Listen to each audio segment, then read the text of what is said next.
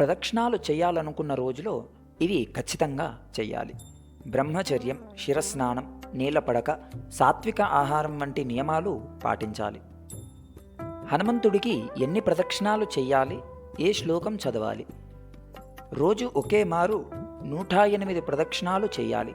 ఒకవేళ ప్రదక్షిణాలు చేసేందుకు మీ శరీరం సహకరించకపోతే 54, 27, 11, 5, 3 ఇలా ప్రదక్షిణాలు చేయాలి.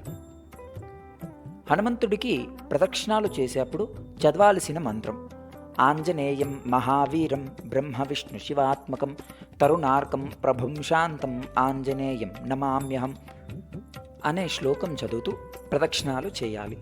ఒక ప్రదక్షిణ పూర్తయ్యాక ఈ శ్లోకం చదవాలి.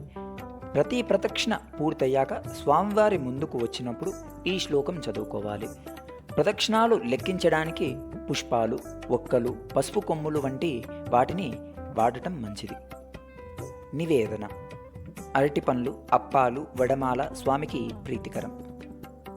రామనామాన్ని రాయడం అలవాటు చేసుకున్నా, రామనామాన్ని కీర్తించినా, రామనామాన్ని పలికినా హనుమంతుడు ప్రసన్నుడవుతాడు.